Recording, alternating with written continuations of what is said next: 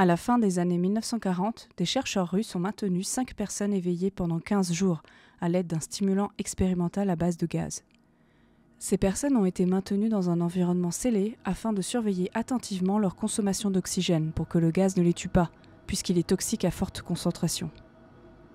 Comme il n'y avait pas encore de caméras en circuit fermé, ils n'avaient que des microphones et des fenêtres en verre de la taille d'un hublot de 12 cm d'épaisseur dans la chambre pour les surveiller. La chambre était équipée de livres, de lits de camp pour dormir mais pas de literie, d'eau courante et de toilettes, et de suffisamment de nourriture séchée pour les 5 personnes pendant plus d'1 mois. Les cobayes étaient des prisonniers politiques considérés comme des ennemis de l'État pendant la Seconde Guerre mondiale. Tout s'est bien passé pendant les 5 premiers jours. Les sujets ne se sont guère plaints, car on leur avait promis, faussement, qu'ils seraient libérés s'ils se soumettaient au test et ne dormaient pas pendant 30 jours. Leurs conversations et leurs activités ont été surveillées et il a été noté qu'ils continuaient à parler d'incidents de plus en plus traumatisants dans leur passé et que le ton général de leurs conversations prenait un aspect plus sombre après 4 jours. Au bout de 5 jours, ils ont commencé à se plaindre des circonstances et des événements qui les avaient conduits là où ils se trouvaient et ont commencé à démontrer des signes de paranoïa sévères. Ils ont cessé de se parler et ont commencé à chuchoter alternativement au microphone et au hublot à miroir sans teint. Curieusement, ils semblaient tous penser qu'ils pourraient gagner la confiance des expérimentateurs en livrant leurs camarades, les autres sujets en captivité avec eux. Les chercheurs ont d'abord soupçonné qu'il s'agissait d'un effet du gaz lui-même. Au bout de 9 jours, le premier d'entre eux s'est mis à crier. Il a couru le long de la chambre en criant à tue-tête pendant 3 heures d'affilée. Il a continué à essayer de crier mais n'a pu produire que des grincements occasionnels. Les chercheurs ont supposé qu'il s'était physiquement déchiré les cordes vocales. Le plus surprenant dans ce comportement, c'est la réaction des autres captifs, ou plutôt leur absence de réaction. Ils ont continué à chuchoter au microphone jusqu'à ce que le deuxième captif se mette à crier. Les 2 prisonniers qui ne criaient pas ont démonté les livres, les ont enduits page après page de leurs propres excréments et les ont collés calmement sur les hublots en verre. Les cris ont immédiatement cessé. Il en fut de même pour les chuchotements au micro. 3 jours plus tard, les chercheurs ont vérifié les microphones toutes les heures pour s'assurer qu'ils fonctionnaient, car ils pensaient qu'il était impossible qu'aucun son ne soit émis par 5 personnes à l'intérieur. La consommation d'oxygène dans la chambre indiquait que les 5 personnes devraient être encore en vie. En fait, elle correspondait à la quantité d'oxygène consommée par 5 personnes lors d'un exercice physique très intense. Le matin du 14e jour, les chercheurs ont fait quelque chose qu'ils avaient dit qu'ils ne feraient pas pour obtenir une réaction des captifs. Ils ont utilisé l'interphone à l'intérieur de la chambre dans l'espoir de provoquer une réaction des captifs car ils craignaient qu'ils ne soient morts ou dans un état végétatif. Ils ont annoncé « Nous ouvrons la chambre pour tester les microphones. Éloignez-vous de la porte et allongez-vous sur le sol où vous serez abattus. Si vous vous conformez à cette règle, l'un d'entre vous sera immédiatement libéré. » À leur grande surprise, ils ont entendu une phrase prononcée d'une voix calme. « Nous ne voulons plus être libérés. » Un débat s'engage entre les chercheurs et les forces militaires qui financent la recherche. Incapable de provoquer d'autres réactions par l'interphone, il a finalement été décidé d'ouvrir le caisson à minuit le 15e jour. La chambre a été vidée du gaz stimulant et remplie d'air frais, et immédiatement des voix provenant des microphones ont commencé à s'élever. 3 voix différentes ont commencé à supplier, comme si elles imploraient la vie d'être chère de remettre le gaz en marche. La chambre a été ouverte et des soldats ont été envoyés pour récupérer les sujets d'expérience. Ceux-ci se mirent à crier plus fort que jamais et les soldats firent de même lorsqu'ils virent ce qu'il y avait à l'intérieur.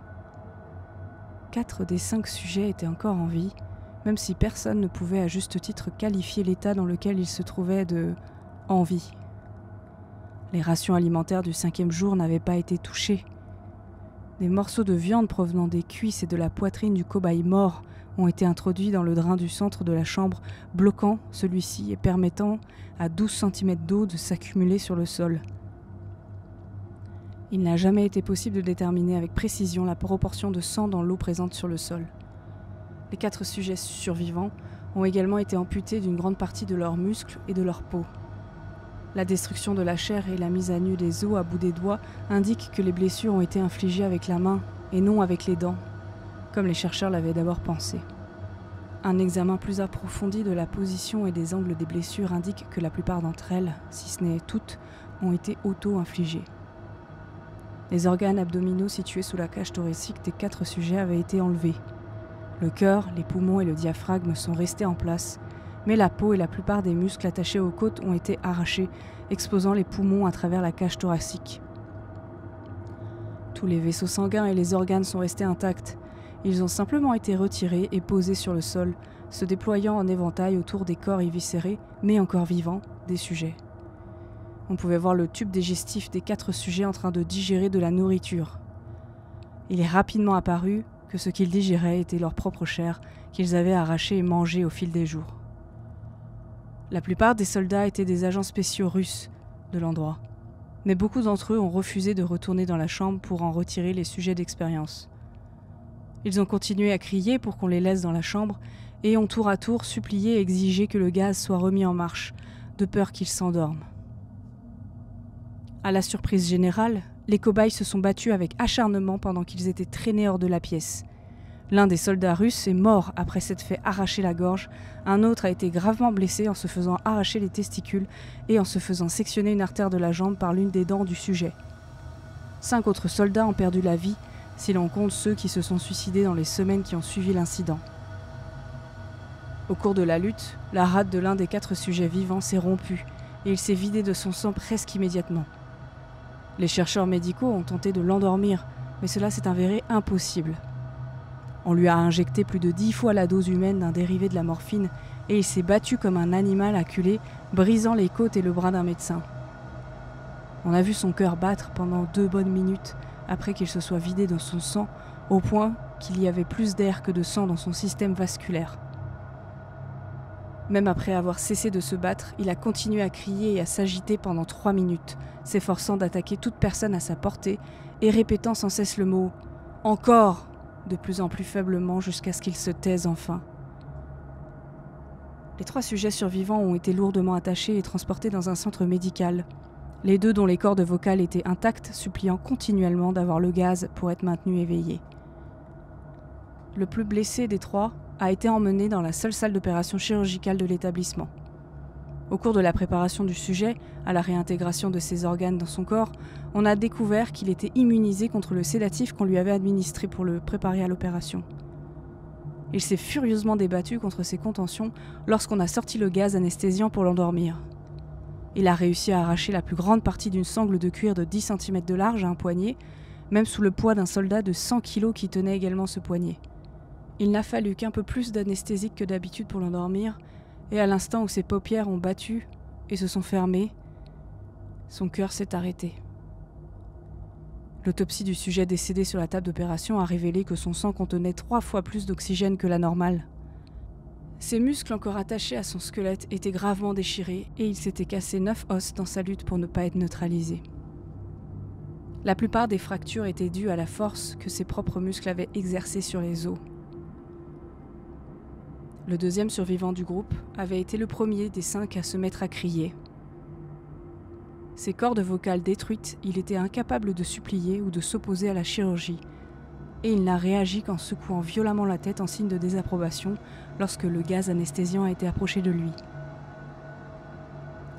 Il a secoué la tête pour dire oui lorsque quelqu'un a suggéré, à contre-cœur, de tenter l'opération sans anesthésie, et n'a pas réagi pendant les 6 heures qu'a duré l'opération consistant à remplacer ses organes abdominaux et à tenter de les recouvrir avec ce qu'il restait de sa peau. Le chirurgien qui présidait l'opération a déclaré à plusieurs reprises qu'il était médicalement impossible que le patient soit encore en vie. Une infirmière terrifiée qui assistait à l'opération a déclaré qu'elle avait vu la bouche du patient se recourber en un sourire à plusieurs reprises, chaque fois que ses yeux rencontraient les siens. À la fin de l'opération, le sujet a regardé le chirurgien et s'est mis à respirer bruyamment, essayant de parler tout en se débattant. Estimant qu'il s'agissait d'un événement d'une importance capitale, le chirurgien a fait chercher un stylo et un bloc-notes pour que le patient puisse écrire son message. Il était simple. « Continue de couper. » Les 2 autres sujets ont subi la même opération, sans anesthésie. Ils ont toutefois dû recevoir une injection de paralysant pendant toute la durée de l'opération. Le chirurgien a estimé qu'il était impossible d'effectuer l'opération alors que les patients riaient continuellement. Une fois paralysés, les sujets ne pouvaient que suivre des yeux les chercheurs présents.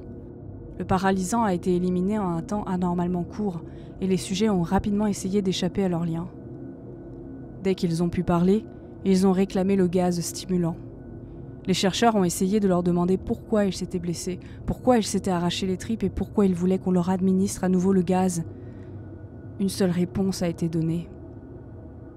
Je dois rester éveillé. Les liens des 3 sujets ont été renforcés et ils ont été replacés dans la chambre en attendant que l'on détermine ce qu'il faut faire d'eux. Les chercheurs, confrontés à la colère de leurs bienfaiteurs militaires pour avoir manqué les objectifs déclarés de leur projet, ont envisagé d'euthanasier les sujets survivants. Le commandant, un ancien du KGB, y a vu un potentiel et a voulu voir ce qui se passerait si on les remettait sous gaz. Les chercheurs s'y sont formellement opposés, mais ils ont été déboutés.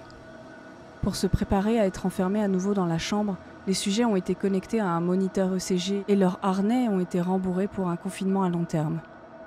À la surprise générale, les 3 sujets ont cessé de se débattre dès qu'on leur a annoncé qu'ils allaient de nouveau être soumis au gaz. Il était évident qu'à ce stade, tous les 3 luttaient pour rester éveillés. L'un des sujets qui pouvait parler fredonnait bruyamment et continuellement. Le sujet muet tendait ses jambes contre les liens de cuir de toutes ses forces, d'abord à gauche, puis à droite, puis de nouveau à gauche, pour trouver quelque chose sur quoi se concentrer. Le sujet restant maintenait sa tête hors de l'oreiller et clignait rapidement des yeux. Ayant été le premier à être câblé pour l'ECG, la plupart des chercheurs surveillaient ses ondes cérébrales avec surprise. J'étais normale la plupart du temps, mais il arrivait qu'elles s'arrêtent de façon inexplicable. On aurait dit qu'il était en état de mort cérébrale à plusieurs reprises, avant de revenir à la normale. Alors qu'il se concentrait sur le papier qui défilait sur le moniteur d'ondes cérébrales, seule une infirmière a vu ses yeux se fermer au moment même où sa tête touchait l'oreiller. Ses ondes cérébrales ont immédiatement évolué vers un sommeil profond, puis se sont stabilisées pour la dernière fois, tandis que son cœur s'arrêtait simultanément. Le seul sujet encore capable de parler s'est mis à crier pour qu'on l'enferme. Ses ondes cérébrales présentaient les mêmes fluctuations que celles d'un sujet qui vient de mourir après s'être endormi. Le commandant donna l'ordre de sceller la chambre avec les 2 sujets à l'intérieur, ainsi que 3 chercheurs. L'un d'entre eux a immédiatement sorti son arme et a tiré à bout portant entre les 2 yeux du commandant, puis a braqué son arme sur le sujet muet et lui a fait sauter la cervelle à son tour. Il a pointé son arme sur le sujet restant, toujours attaché à un lit, tandis que les autres membres de l'équipe médicale et de recherche quittaient la pièce. « Je ne veux pas être enfermé ici avec ces choses, pas avec nous !» hurle-t-il à l'homme attaché à la table. « Mais qu'est-ce que tu es ?» demanda-t-il. « Je dois savoir !» Le sujet sourit. « As-tu oublié si facilement ?» demanda le sujet. « On est vous. On est la folie qui se cache en chacun de vous et qui demande à être libérée à chaque instant dans votre esprit animal le plus profond. On est ce dont vous vous cachez dans vos lits chaque nuit. On est ce que vous endormez dans le silence et la paralysie lorsque vous vous rendez dans le havre nocturne où nous ne pouvons pas marcher. » Le chercheur a marqué une pause. Puis il a visé le cœur du sujet et a tiré. L'électroencéphalogramme s'est aplati tandis que le sujet s'étranglait faiblement. « Presque libre. »